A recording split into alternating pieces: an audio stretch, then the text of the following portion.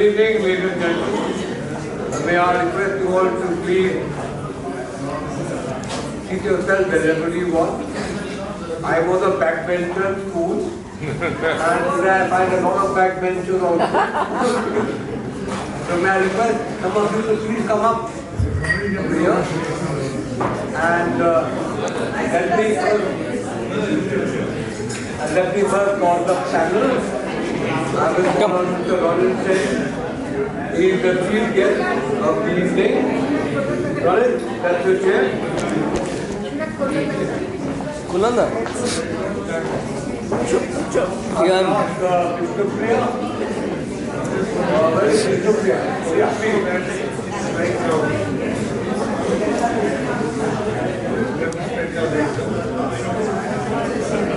Then we have Anjana. Anjana, please come on.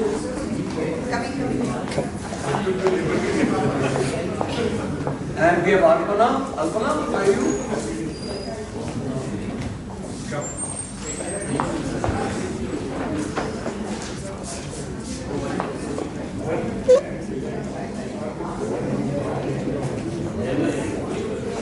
And we have Mrs. Mehta Vita, where are you?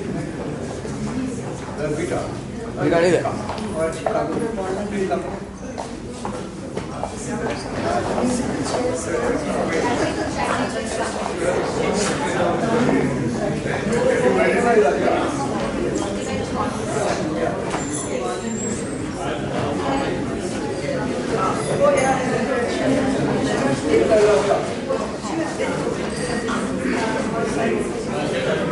And normally I could skip classes in school, but today the principal has skipped the class over here. The principal of my school, Bhattacharya, was supposed to come. Unfortunately, he called me up about half an hour ago and regretted coming because he's a parent. Anyway, that doesn't matter. Now that we've got most of our guests in, I would like Kishore, who is the host this evening, to say some good words about me before I start.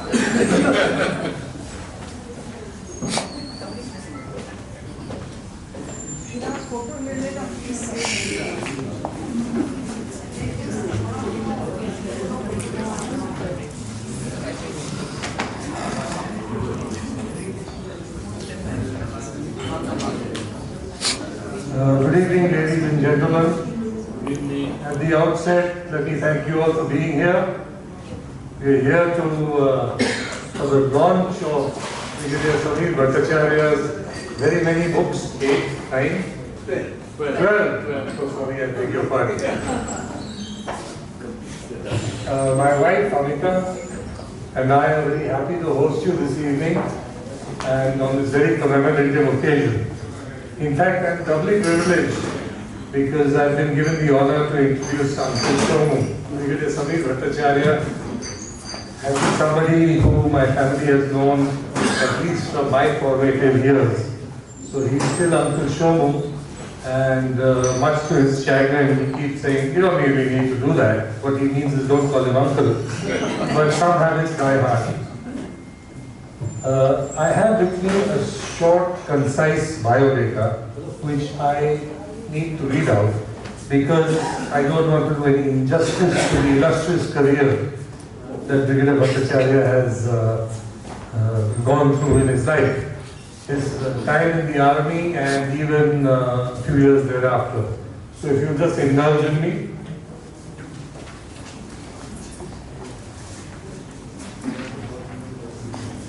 Brigadier Bhattacharya was born in Lucknow on the 12th of January 1939.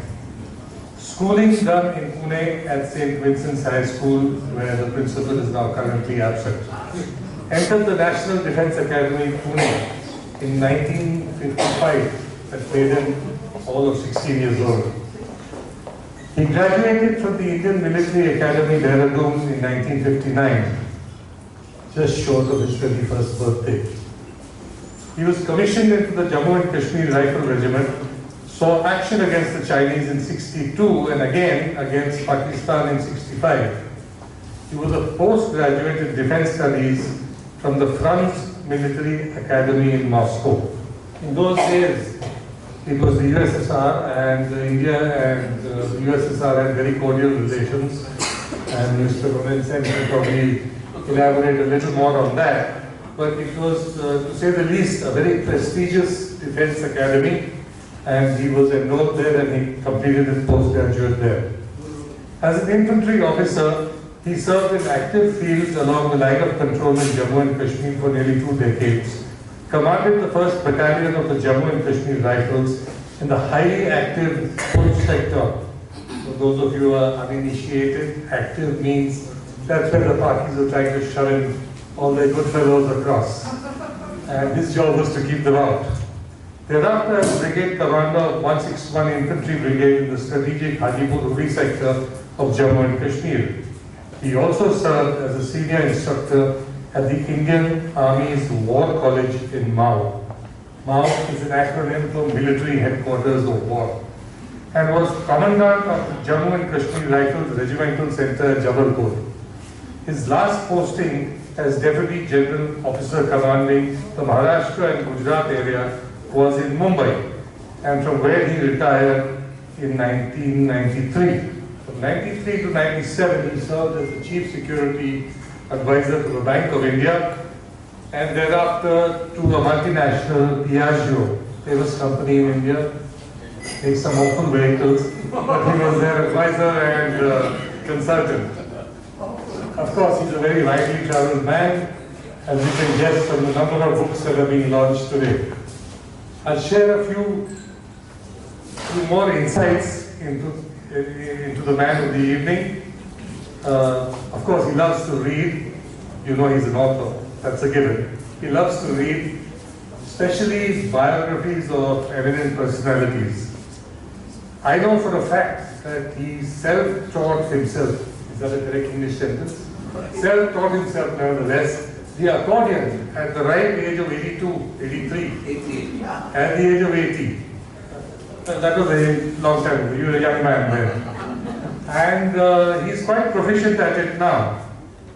Not the place for him to give you a demonstration, but you can take him up on it anytime you like. Another insight is that he claims that my maternal aunt was his first girlfriend. And fortunately for him, things didn't work out. Hey soldier, you dodged a bullet, or I might even say a cannonball there. Instead, Purnima Shanta became his wife, and she's herself a very talented person. She's an artist, she's a painter, she's a dancer, and she can stitch, she can embroider, I don't know what else she can do. And her paintings, I believe, sell at a princely sum. She's also a very good businesswoman, I'm told. And he fondly, the man of the hour, Brigadier Samir Bhattacharya, fondly refers to her as my ATM. Everybody knows that the ATM is an automatic teller machine, but another insight I'll give you is that sometimes she just tells him off. And that keeps his feet firmly on the ground. They have 2 sons, Siraj, who's sitting there, hasn't done them any favors by getting any grandchildren. But the other fellow, Siddharth, who's not here, is a banker in Singapore and has given them 2 lovely grandchildren who they're extremely fond of. Siraj, it's not too late. Your parents are still expecting that from you. I give you Brigadier Samir Bhattacharya. Thank you.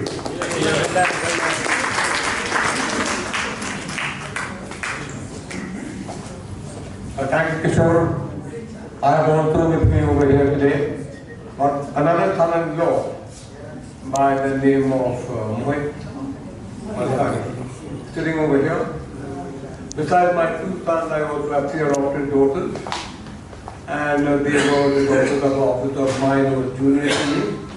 Unfortunately, both the husband and the wife died when I was deputy GOC in Bombay, and the adopted all those 3 daughters, the elder to my son, and all of 3 of them in America.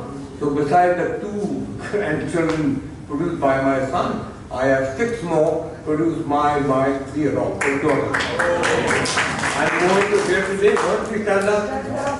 Mohit Malkani, and he settled in Miami, One is settled in Houston and the third one is in Francisco. So every 2 years we go there on a holiday or they come to us. Coming back to Pune, right now, I find a lot of lovely ladies over here. To be very frank with you, I was always sort of good-looking ladies. I'm going to say they don't, I'm sorry, they're wrong. Okay? I'm sure you do too. Anyway. So coming back to the panel over here, let me introduce one by one. We have Mr. Ronan Sen.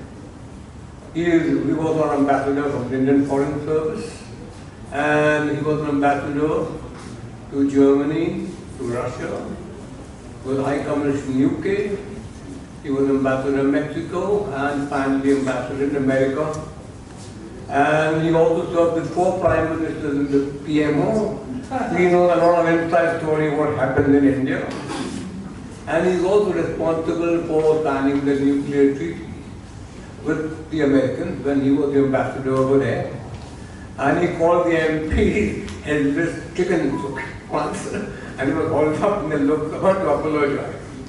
I've been telling Ronald, why don't you also write a book?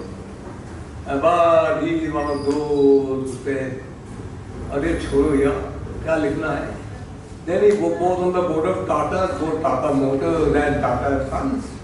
He is now settled in Delhi. They have a daughter in America. And we have with us also Mrs. Kalpana Sen. Kalpana, where are you? All right. Kalpana is here, sitting down. Then starting from the extreme right, now we start from there. Kishore, he's introduced me, now let me introduce him to you. He's got a very big heart. You said he never said no to anything. He's also very philanthropic and does a lot of running around to Mandir, to Sai Baba, others, that and the other. As a philanthropic man, it was, his life was not easy, I can tell you, there's a lot of ups and downs. But Kishore has always stood by everybody. And I'm thankful, Kishore, for calling me for hosting this evening. Amita, where are you? Oh, that's Amita is right. She is an army officer's daughter too, right? From the cavalry. The next in line, they are sitting over there. And I said, there is a lady, Dr. Vishnupriya Chakravarti. She is also my niece. And she had been a professor, a doctorate in sociology. Her father was in the ICS, and she was in Bangladesh when her father was posted there, in Manila and in Andaman. She's very widely traveled too. They have 2 daughters, they are both abroad, one doctor, another banker. Then I come to Alpana. Alpana sitting next there. She writes, she's also a journalist by her own this thing. And she has written a book on Devanand, okay, Debonair and something. It is a coffee table book. And she stays in Bombay. She also has a daughter who's in Cairo. And they have twin sons. The next coming to this lady, Anjana. Anjana, I know her for years together now. Anjana was at St. Mary's. And then she went to Warrior College. She would have been a damn good doctor if she had continued with the professional studies because she was very good in her studies. And then she met Ajay. Ajay, where are you? Yeah. Oh, there. Ajay is ex-bishop. You also went to St. Vincent for a while, right? A short while. Okay, they got married and they are in the States right now. Anjana is a very good cook and she makes lovely chocolates. Ajay works with hands and magic. But if you give him a car or a scooter or a radio, he will repair it for you. So it's about as good to Ajay for such things. Next, there, young lady over there, this is Bita Mehta. And I know her since 1976. 76, yeah. When her husband, Pradeep, where are you, Pradeep? Oh, Pradeep, that's Pradeep Mehta, her husband. I first met Pradeep and Peter when I was commanding the battalion in Punch. And Pradeep Mehta at that time was the brigade major. That's how we became friends over there.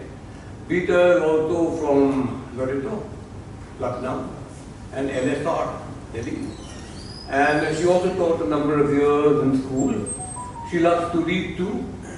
And she was in the Cancer Society working over there in Delhi for many years. She still does. So thank all of you for being on the panel. Not talking about myself a bit, okay, before they opened the book. I was lousy in studies. I couldn't pass my mathematics and science in the NDA. But then somehow I got my commission in the army, and I started writing books not to make money, but to keep myself occupied. And to do a lot of research to tell the children, generation to come, facts of life. So my first book is called Nothing But, which is in 6 parts. And I left the word truth out. And it covers the period from the 1890s to 2002. It's the story of 8 families from different religions in India who were once very close friends and how they got separated because of partition and etc. And what they and their children saw for 5 generations was happening in the world. So the first book I am going to have it launched by Ronin Sen. May I request all the gentlemen on the panel to open the cover of the one with the silver. Yeah.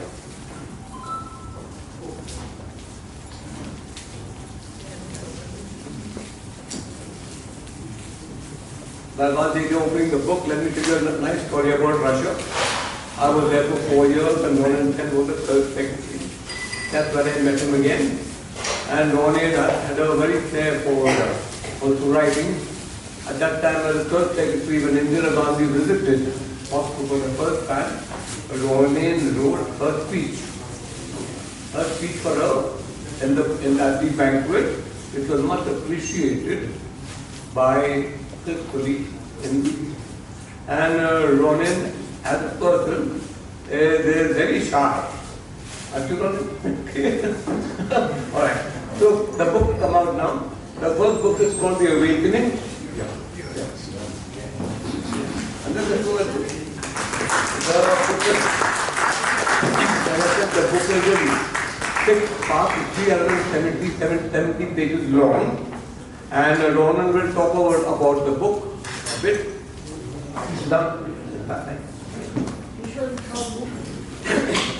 So over to Ronan.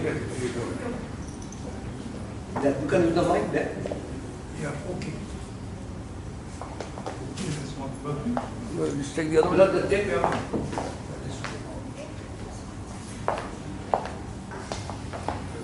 Yeah, no, why don't you make No, it? no tape. Mic is on. Yeah. Just turn it on. It's working? Yeah, now it's working. Why don't you make everyone comfortable by sitting down here? Oh, Yeah, all right. yeah. Instead of looking down on us. Thanks.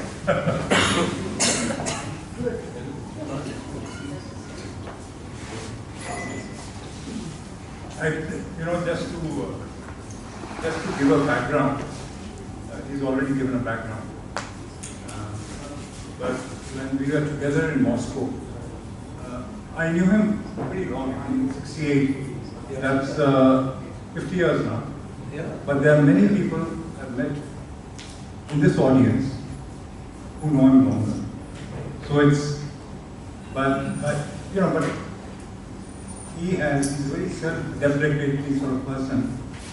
And he could have gone, I know he could have gone much further in his own career, except for one little flaw in his character. And that is speaking truth to power. But honestly, when I was there, at that time I was also later on, initially as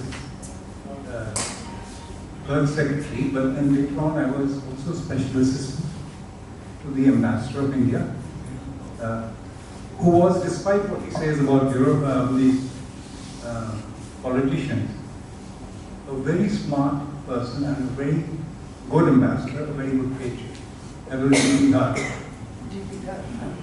And he would have been actually if he was not a Hindu, he would have been chief minister of Jammu. But a remarkable person, and at that time we worked out the Indo-Soviet treaty. It had to be very quietly done, but we worked it out. And also for the Bangladesh operations, 1971 operations, we were not ready till end September, October 1971. And those kind of supplies and making, because we had a lot of the armed forces were grounded at that time. Like for instance, just an example, in Pune, you had many of the parts, supplies, spare parts and supplies, particularly the fast-moving equipment, those rubberized parts, valves and washers and that type, or the MiG aircraft. We didn't have enough of stocks. They were always in short supply. And so if you didn't have that, you might have 99.9%. We talk about Indian analysis, it's all often forgotten, that unless you have 100%, the aircraft will not take off. So we had at that time virtually across the forces, whether it's the Air Force, maximum, next the Navy, and finally the Army, the least, but very important, definitely, with the tanks and the APCs and the artillery, it's completely short. What I'm saying is that he was not only in the Gunze Academy, which is the #1, the most prestigious academy for Soviet armed forces officers, who was selected for higher command. But he was very informal, not with regular channels, but he was a very good advisor, whose opinion was very deeply valued. Apart from being a good bridge player, but that's another story, which also helped.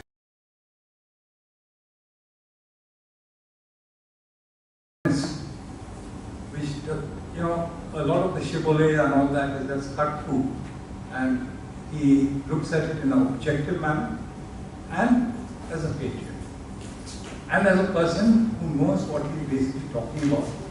He deals with those subjects. I would say that, and I know that, because a lot of things which he's written in the book I was witnessed. For instance, he writes about the assassination of Sheikh Mujibur Rahman. My wife and I were in Dhaka at that time, in Europe. We are not very far from the house. Early hours in the morning, around about 2 o'clock in the morning. And we couldn't even get through because it was 14th of August. Next thing that I was delivering her at Fort speech. We just got through in time, and she was informed. And also, there is reference to, and a lot of what he says in reference to that period of time, and after that assassination. I know it because we said we have to meet the coup majors who were responsible for the killing of Mujib, and various other incidents which led to that. And it's pretty authentic. So that's why I'm saying that having lived through that period, you're aware of it. Of course, Indira Gandhi's assassination also happened to be the one of the first person to know about it, because we had a lot of foreign delegations as an external effect, and making the bandobast for that. Also, the killing of Rajiv Gandhi, I worked with him. And I got the news, believe me, I was working with him, and I got the first news from Karachi, from the home of Benazir. So but a lot of that is pretty authentic. So I'm just giving an indication. There are many other parts, for this, what's called the misadventure in Sri Lanka. At that time also one was, a ringside view of that.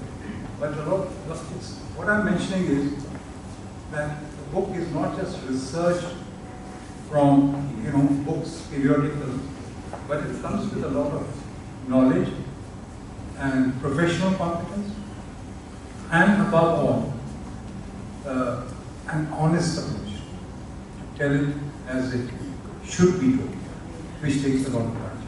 Finally, I would just say that, in Russia, where we both serve, there is an old saying, and we should guard against that. The old saying is a wise saying. It's a Russian joke, actually.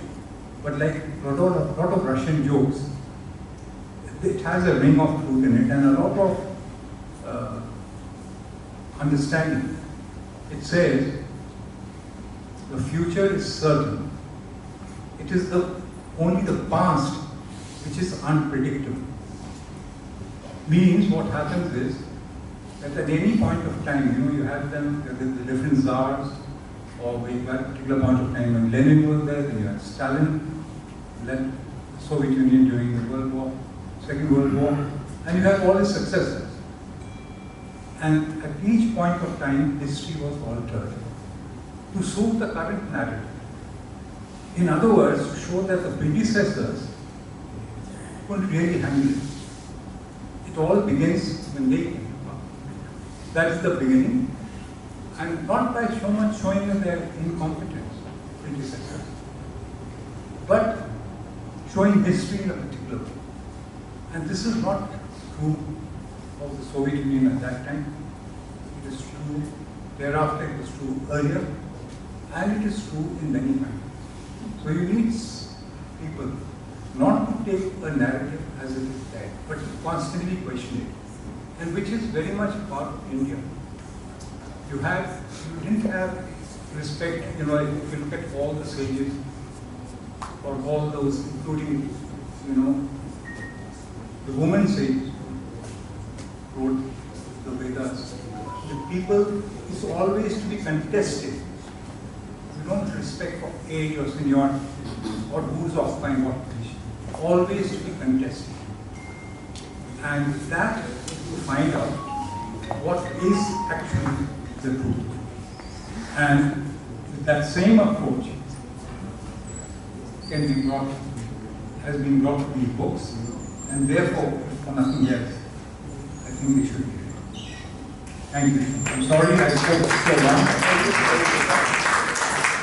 In a lighter way, when I was in Moscow, I was a bachelor. I met a lot of Moscow people who were bad, including women. And I had a girlfriend who was a Russian Jew. So one day in 2008, I suddenly found her on Facebook and I put on some Russian music. My wife said, as long as Samara stays inside the television, it's okay. He must not come out of it. There's another joke about the Russians I must tell you. Because when we were there at that time, Ron and I, it was the height of World War. 68, 69, 70. And frankly speaking, the Russians are big funny. They take you for a ride. So the joke was that you, as a Communist Party member, when you became a party card holder, you were a very big man. But everybody had to work for a living. And depending on what kind of work you did, you were given a flat. So there was this couple, as a young 4-year-old boy, he got one room with a quiet stay. There was a common kitchen, a common bathroom, and everything was common in that place. Andre was 4-year-old. One day he went to school, and he had a big red mark on his left chin. So, teacher, Andre, what happened? So he said, well, teacher, I was about to go to sleep. When Mama asked me, Andre, are you sleeping? I said, no, Mama. So Mama gave me one hit. Now the teacher said, listen, Andre, when your Mama tells you to go to sleep, you should go to sleep. Next day, Andre came back. He had a big thing on the right cheek. Now what happened, Andre? I don't know, teacher. I was about to go to sleep. When Mama asked me, Andre, I was sleeping. I kept quiet. Then Papa asked me, Andre, I was sleeping. I said, no, Papa. So Papa gave me one hit. Go to sleep. I went back to school. The teacher said, now listen, Andre, when your Papa, Mama asked you to go, you should go to sleep. 30, he came back, he had a big drop on the nose. Now what happened, Andre? I don't know, teacher. I was about to go to sleep. When Mama asked me, Andre, are you sleeping? I kept quiet. Then Papa asked me, Andre, are you sleeping? I kept quiet. Then Papa tells Mama, let's go. I said, where? Alright. So the next book, which is to be be launched by Kishore, Mantukani Kishore. The book is there with you. You can say a few words about it.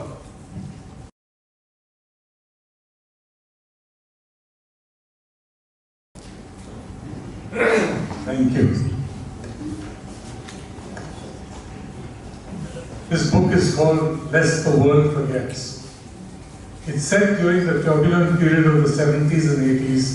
The book covers the emergence of Idi Amin, the expulsion of all Asians from Uganda, the rise of Sikh militancy in India, the massacre of Sikhs in 1984 after the assassination of Indira Gandhi. It's a love story of a rich, widowed Gujarati gentleman who was expelled from Uganda and a Polish Jewish lady who as a child escaped the horrors of the Holocaust. The political thriller where the couple with the help of retired Mossad agents wants to take revenge on Idi Amin and his family. Sounds like a bit of a tall story, but I can assure you it's based on a lot of facts. It makes for good reading, it's compelling, and I'm sure each one of you will enjoy it if you take the trouble to read it. I'm going to read out one paragraph from this book. In fact, I've marked out two. I choose this one to show you that a good brigadier does not mince his words. So here's this paragraph. There were reliable intelligence reports that Idi Amin, with financial help from Colonel Gaddafi of Libya, was planning to build a new big grand mosque at the same site where the old mosque on Kampala Hill was located. Amin, members of his family were scheduled to visit the site late around mid-afternoon of the 28th of June. The plan therefore was to lay an ambush for him and his party on their return journey back to his command post at Nakasero. After killing the bastard, his family members and those escorting him immobilized all the vehicles in that convoy by firing at the tires. Thereafter, drive hell for leather to Port Bell, where a fast speedboat would be awaiting them and would take them back to a little fishing village from where they had departed for what was known as Operation Gorilla. So no words minced, to the point, and a compelling story.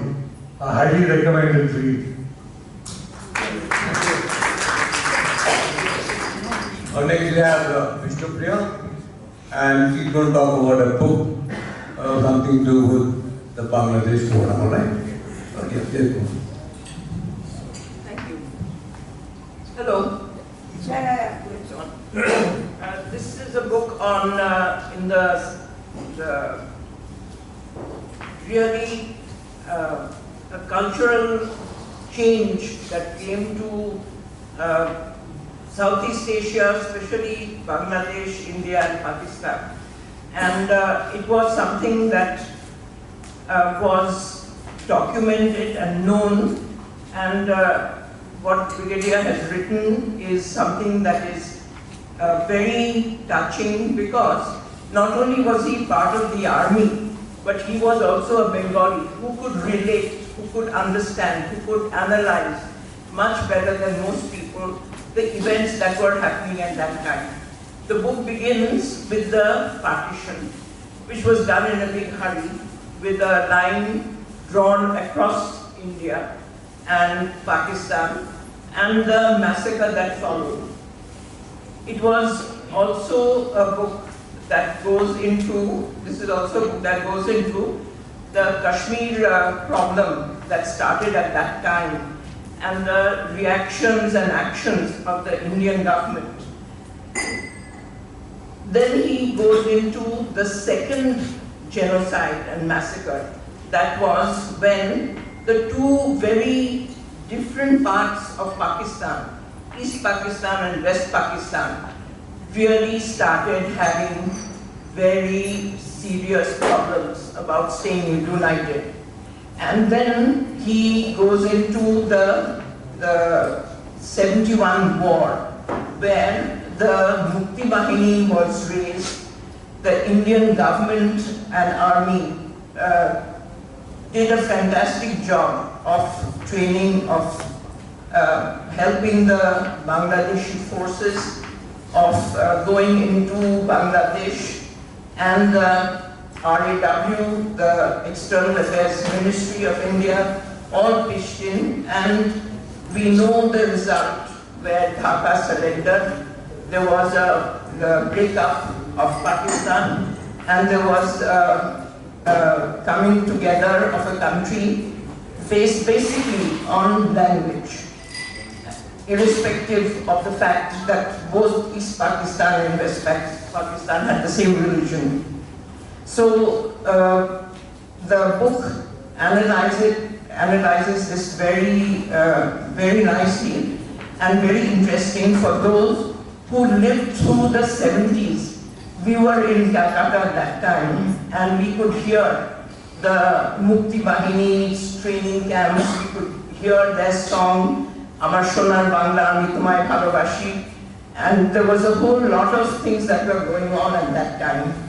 Now, in this, he also weaves in a very down-to-earth, very unusual love story between a Bengali Muslim girl and a Pakistani army officer who decide to get married. Then the war intervenes and they have a breakup. He's taken as a POW, escapes, and in later years they do come together. There is also the very earth-shaking event for Bangladesh, when not only did Sheikh Mujibur Rahman come into power in a fantastic way. He was the Bangabandhu that everybody heard and talked about. And then suddenly he was assassinated. Dhanmandai was a place where, as a child, when my father was posted to Dhaka as Deputy High Commissioner, we used to stay at Maimansingh Road. And we shifted from there to Dhanmandai, which had just come up, very close to where Sheikh Mujibur Rahman used to stay. And it brought, when I read this book, it brought back the memories of Dhanmandai, where most of the consular corps had found their houses and established themselves. The Americans, the British, the Indian, all of them were there. And it was an earth-shaking movement, I'm sure, for Bangladesh. And thereafter, there were coup after coup, which kind of led to instability. And Bangladesh today has settled down, I suppose, and is very different from what it was in those days. It's a very interesting read for those who actually lived through that era, and for a Bengali officer who could understand, relate from inside into this event. It is very well written and very much readable. Thank you.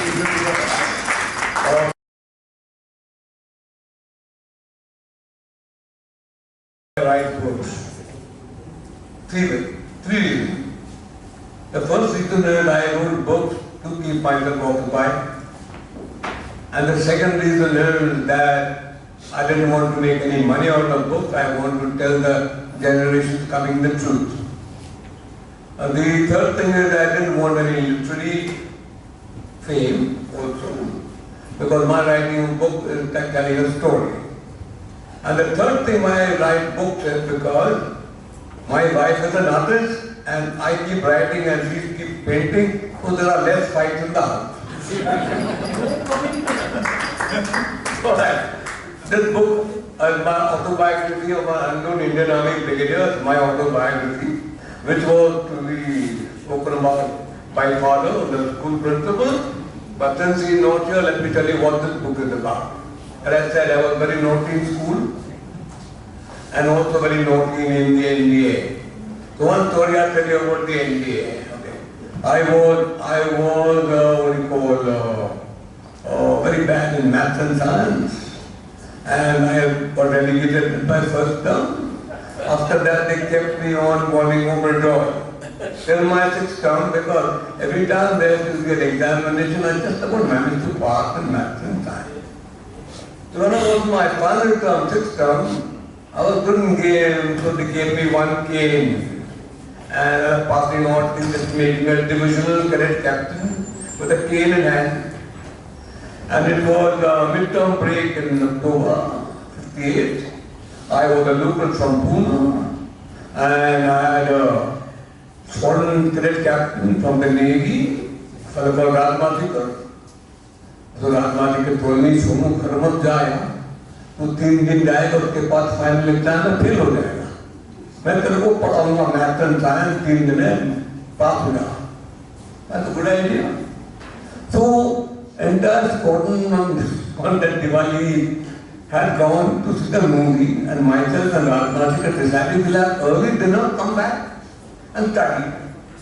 So we came back, and that squadron was out to the movie, and the phone kept outside. So I said, "Suresh, I phone marta." I picked up the phone and got through to a girl in Pune, not at home. Rang up the second girl, also not at home. So Suresh said, "Come on, yaar. Don't luck today, come on, start studying." "And you go up, I'm just coming." I picked up the phone and I didn't know that the phone could be taken and tapped or traced. I told the supervisor in India, "Please get me Southern Command." So they gave me Southern Command. Southern Command came on the line. I said, "Get me GOC&C resident." But they gave me GOC&C resident. And this girl came on the line. And she was in a very bad mood. "I'm not talking to anybody, Swan." I said, "So if you don't want to talk, bang the phone down here." She didn't ask my name. She banged the phone down. I went up to study. After 15 minutes, that orderly came running his name. I still remember Salikram. साहब एक दिन वाला बोल रहा है, यहाँ से किसने फोन किया था कुछ देर पहले? मैंने सालिका तेरे को पता है? नहीं था, मैं तो आई थी रूम में था। मैंने कहा शुक्र है। So I went down and I said, "Here was the problem." So I said, "So please find out." The Southern Command wants to find out. Who rang from here? So I said, "I'll find out." First line, I thought the matter will end. After 15 minutes, again Salikra, estate wala बुला रहा है। क्यों बुला? Adjutants are behind him. Anybody was in the movie, adjutant is a big guy. I bloody ran down immediately. And he said, "What the hell is happening?" Who ran up from here? I said, "I'll find out. Maybe somebody will come from outside and use the phone another line." Bloody well find out before lights up. मैंने कहा मर गया. I made a mistake. I made to ring up the army commander. Then, after another half an hour, before the lights out to go, the squadron commander rang up. He was the naval officer. He said, "I'm coming to the squadron. Find out who rang up from here." मैंने कहा, "Suresh, you're not in the picture anymore. Let me handle it." So I put the bell. Everybody fallen. The whole squadron was fallen, and there were 3 steps over there. And I was standing on the 3rd step with Suresh in one corner. The squadron commander CI came and he got out of the car. As soon as he got out, I said, "Now listen, you guys. One of you is a big black sheep who used the phone from here and doesn't want to own up by tomorrow morning to the honor code committee." To the honor code committee. So squadron commander, "We haven't found out." "No, sir, I'll find out. We'll find out." I told honor code committee, "I'm sure somebody will go." I thought the matter will end. Next day nobody went to honor code committee. One day passed. Midterm got over. The matter was hauled up. So battalion commander there. He said, "I want all cadet captain and what you call appointments of India's squadron in front of my office, including the officers." So we were standing in front of the office of this lieutenant colonel, who was the squadron commander, and the div officers, he and the squadron commander were standing there, and the gentleman was sitting and was asking questions. "Okay, what time did the first call come?" I was the only one answering. "Then what happened?" I was the only one answering. "Then what happened?" Everybody up. I only want cadet captain Bhattacharya in front of me. I thought somebody must have seen me and has stuttered about me, and I'm finished. Anybody out? I am standing like this, and I am already on withdrawal. He only asked me one question. Okay, is she good looking? I said, not very, sir. Huh? I mean, what did you say? Why did you bring her up? So I said, I know Shobha Thakur, sir. She's in St. Mary's. I am from Pune. I have been meeting her there. You know, I said, yes. All he said was, don't do it again. I was sick. One story of mine in this book is there. And there is another interesting story about in the book, which I always tell people. And it's also quite interesting because in the sense I was in the school and in our final year we formed a band. And it was called the BBC band, Broke Boys Club Band. It was 5 rupees pocket money, couldn't do anything. We were from a middle class family. So 5 of us made a band called Broke Boys Club Band. And every first Saturday, we used to invite all the college girls and school, the school, to come to Tony's terrace for a party. We used to play the music and we used to have dance games. And the boys had to pay 3 rupees, girls free. So all the girls who had to go to the hostel, they used to tell that they are going for a movie or home and come for 6 to 9 dance. The best way we made money was the final dance because there used to be 70% or 60% boys and 50% girls. And the last dance used to be a tag dance. And to tag a girl, you had to buy 4 bangles and put it on a hand, only 10. And we carried on from an hour till the bangles got sold to select the most popular girl and the second popular girl. And that took 1 hour, we made our money on bangles. And 40 to 50 rupees each one collected after the show, which was 10 times the pocket money. And all this, mind you, it was not because of us, it was because called father, we had called Father Lover, it was very enterprising. He said, you must work hard to earn money. But this was one way of working hard, I was. Okay, coming back to next Alpana. Alpana is going to talk about a book which is on the Holocaust.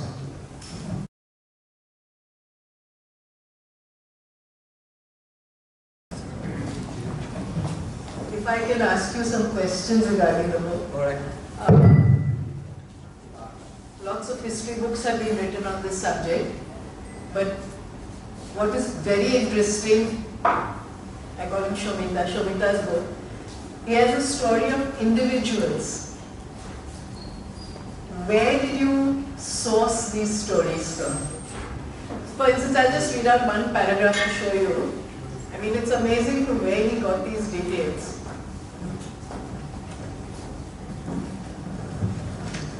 Firstly, the whole thing about how Hitler, a nobody from nowhere, he gives a speech in a beer hall, blames the Jews and the Bolsheviks for their World War defeat.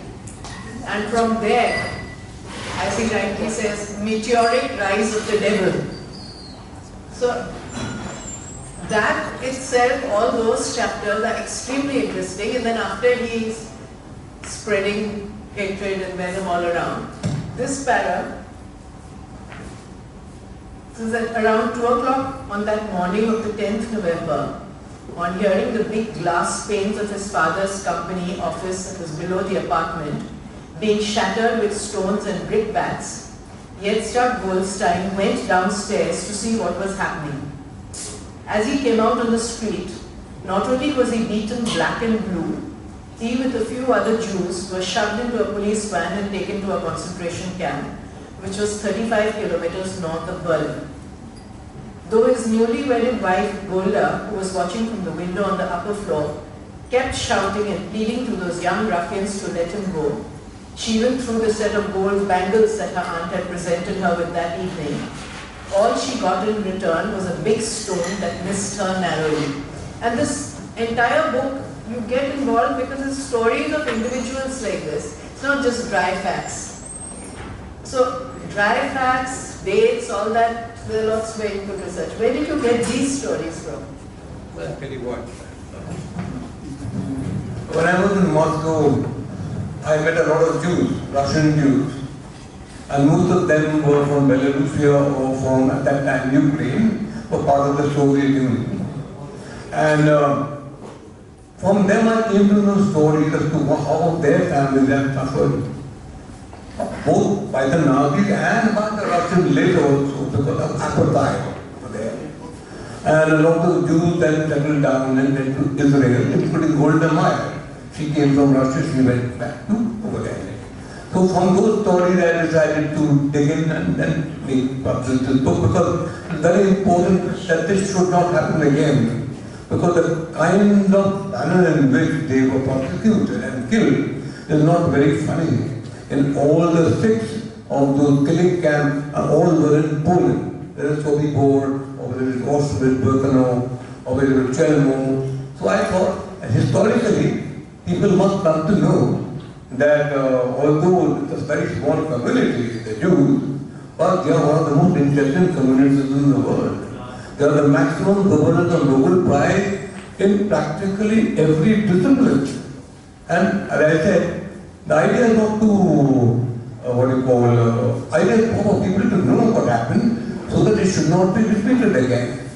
And likewise, this particular book came into my mind when I was in Russia first time, but when I came back over here, we had a lot of help from the Israelis. Even during Bangladesh war, there was a gun gunner in England who sent us temple mortars over there after taking permission from Golda Meir, and we had no diplomatic relations over there. Then a good friend of mine called T.K. Singh, he was also with us in Moscow, he became our first ambassador to Israel.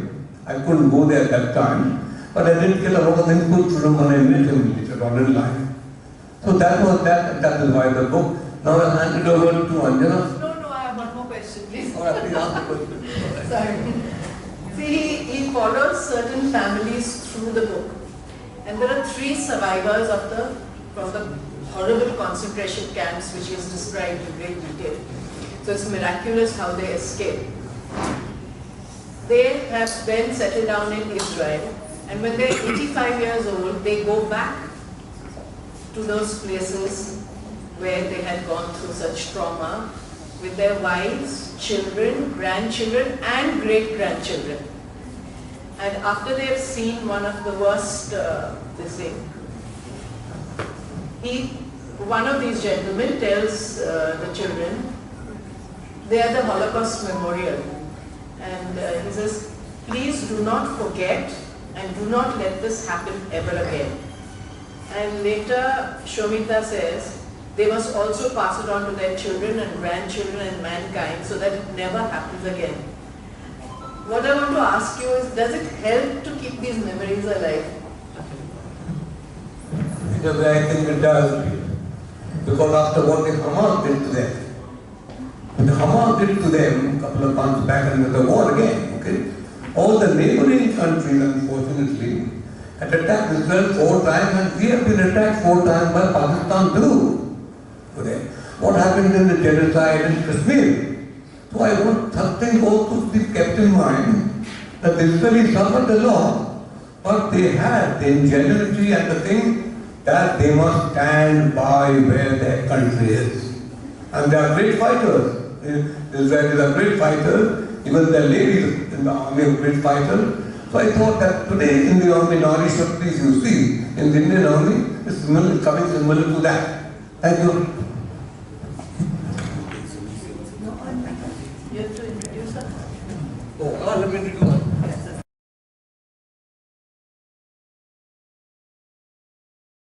It's on. So my book continues after the Holocaust, of the event that actually changed all our lives in every way. Hold it closer, hold it closer. Yes, speak, it's on. It's on. Yeah. This is the book about 9/11 and Al-Qaeda and the band of terrorist members. Shomu has done so much research on it, and it comes into so much detail, especially when you realize that what actually led up to this event, what caused it, and mishaps happen in between and how things were not communicated. And the attention to detail and accuracy is pretty amazing. I will just mention a few facts that we have this event. Basically, it was just revenge. Osama bin Laden felt that he had been thwarted by the Western world and USA, particularly USA. And there were attacks in Riyadh and the Mubarack towers, I think. And at that time, USA pressured the Saudis to extradite Osama bin Laden, even though he came from a very influential family. And but the Saudis actually revoked his citizenship, and that was a big thing for him because he was Saudi and his family was Saudi, so he moved to Afghanistan. And then from Afghanistan he moved to Sudan, and over there he had this flourishing business. He had this really flourishing business with bridges, roads, contracting business. And then again, the USA started pressurizing Sudan to extradite him to the US. In the meantime, of course, he went off back to Afghanistan. So all these things kind of made him want to take revenge on the US and the Western world. And he decided that he would like to establish the Islamic Caliphate.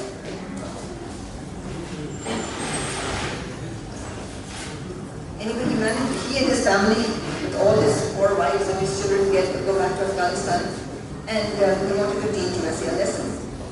So he started building up the Al-Qaeda, getting people to join up and all that. In the meantime, there were lots and lots of information that was being fed to the FBI and the CIA. Now the FBI was internal and the CIA was international, and they didn't like to talk to each other. So there was a big gap.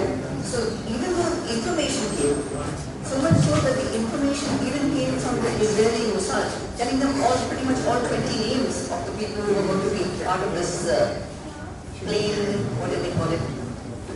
When they were going to use the planes to fly them into the towers. But it was totally ignored. They didn't do anything about it. And the other thing was that all 20 of them got visas. They got tourist visas. The embassy people were only looking for mistakes on the application and whether the person was going to stay permanently or not. They never checked the background. They never checked anything else. A lot of the passports are all fake passports, but nobody checked anything. So that's how it all built up, and that's how they all planned it. And for the first, many of them got their year in advance, and for a whole year they were having fun. They were enjoying themselves in the US and living the good life. And of course, they went to the flying schools to learn how to fly the planes. And in one of them even says, I only want to learn how to fly a Boeing. That's it. So, I think about it and say, it was, I know Osama bin Laden planned this whole thing, but the Western world really didn't take them seriously. And when it happened, of course, it was a shock. Lots and lots of people died. This is the book. It's a small book. I only have told you the beginning. I don't want to tell you the rest because I'd like you to read it because it's really interesting to read the rest. It's like, when you read a story, in the end you have to read yourself. Anyways, that's all I'd like to tell you about the book, because if you don't read it, you'll be missing something really important.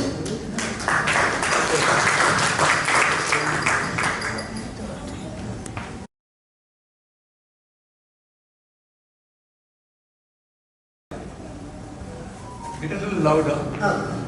So the book that I'm going to be telling you about is Love Has No Religion.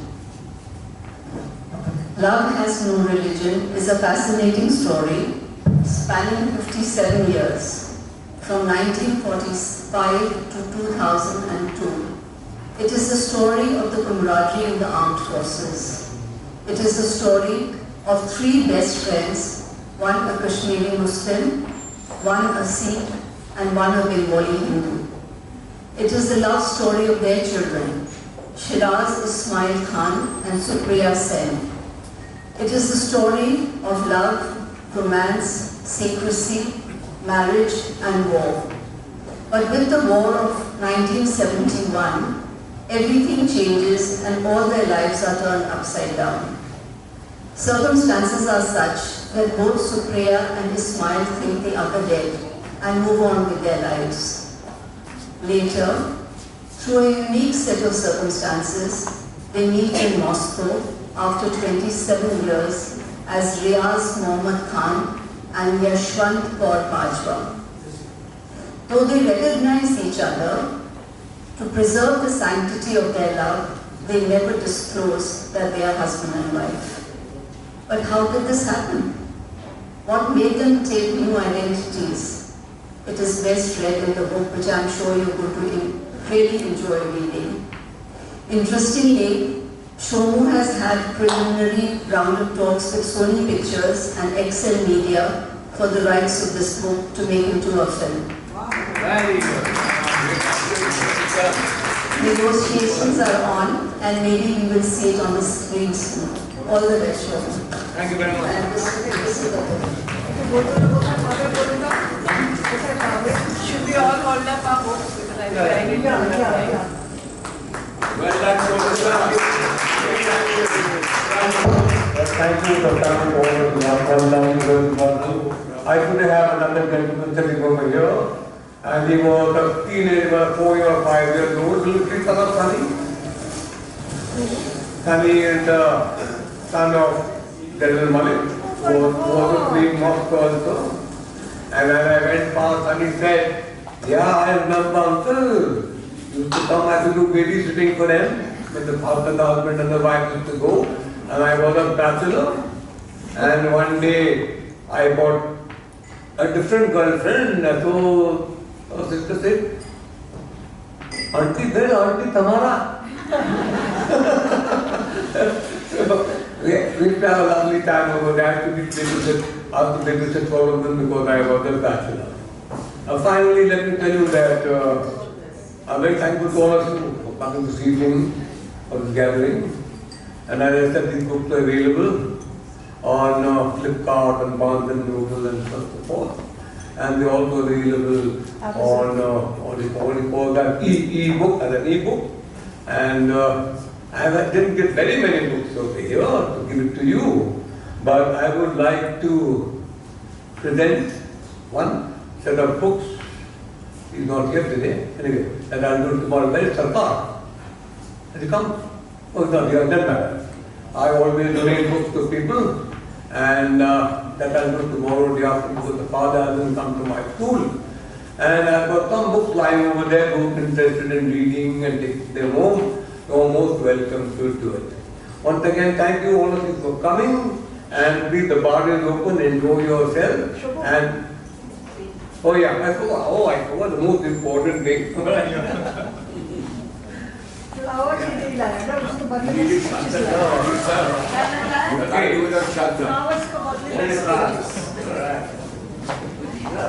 Welcome. May I ask Kalpana to please come over here? There's a small gift for you and your husband. This is my sketch. I have to give it the flowers. तुम लोग चले जाओ बाहर यार.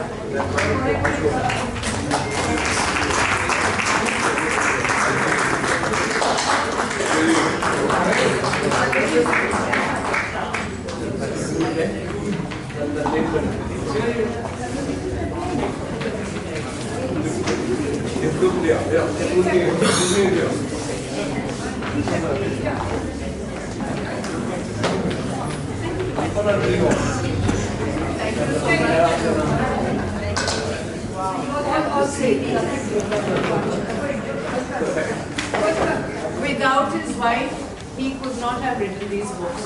Imagine if she was not busy painting, she would be calling him for lunch, dinner, tea, and disturbing his friend. I agree with you. Even now, she directed it. No, but I have to tell you this. One second. I have to tell you this. That these sketches. I want to introduce you to two of my. One second. These sketches she does in the plane, in the train. When she's sitting and doing nothing. She's never doing nothing. So So these are really, really on the move kind of a thing that she does. Amazing. And when she sits down and paints, those paintings are absolutely out of this world. You have to go and see them. And that keeps her young and hot. And I must kindly thank two very elderly persons over here. One is my own brother-in-law. Ashita, will you please stand up? Bhattacharya is 94 years old. And he's also encouragement to me because he keeps me all night to go for a walk. And we also have another lady, Sarla. Sarla, please. Yes, Sarla over here. She is on the senior board, she is 93. And she's come all the way from the state. And I'm very thankful to you for coming. Thank you. And your son, who's done the photography? Ma'am, just move the camera. I was introduced to my son. There you go. Good evening, everyone. Good evening. Siraj was a drummer, and he was the one with Vishal Dadlani from the band called Pentagram, and he's the drummer of Pentagram. He still has the band. Then he got into getting into art film. He's made a movie, directed a movie, Allada, which is supposed to come out 3 months. It's a feature film, and he's also making 2 more films with Dinu Moria and somebody else. I wish you all the best. Thank you. Thank you.